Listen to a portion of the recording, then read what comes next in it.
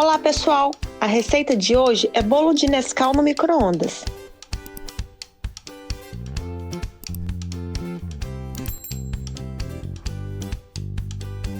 Comece colocando em uma vasilha 3 colheres de farinha de trigo,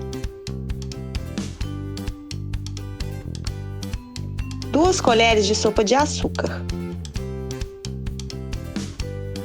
2 colheres de sopa de Nescau,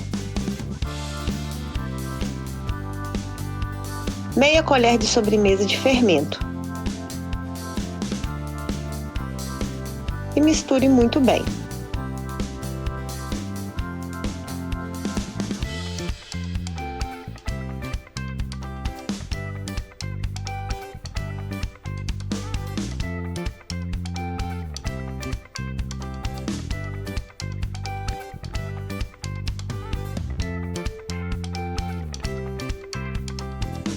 Em outro recipiente, acrescente um ovo inteiro, 3 colheres de sopa de leite,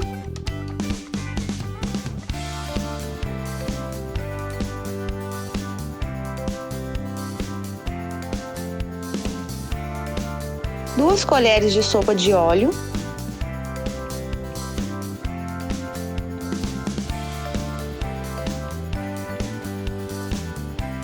e misture até ficar homogêneo.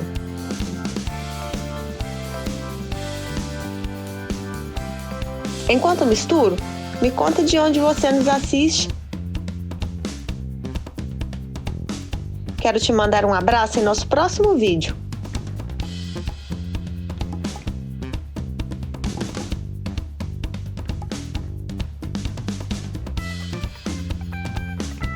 Agora, junte as duas misturas que preparou.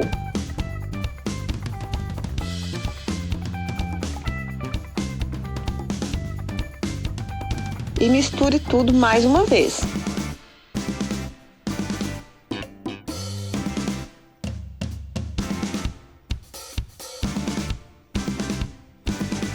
Aproveito para mandar um abraço para Sueli Santos, de Queimados, Rio de Janeiro, que comentou em nosso último vídeo.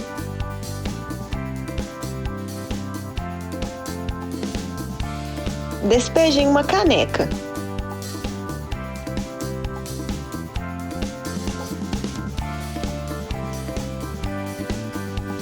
E leve ao micro-ondas por cerca de 1 minuto e meio.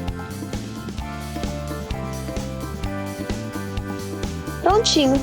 Se quiser deixar mais delicioso ainda, acrescente ganache de chocolate.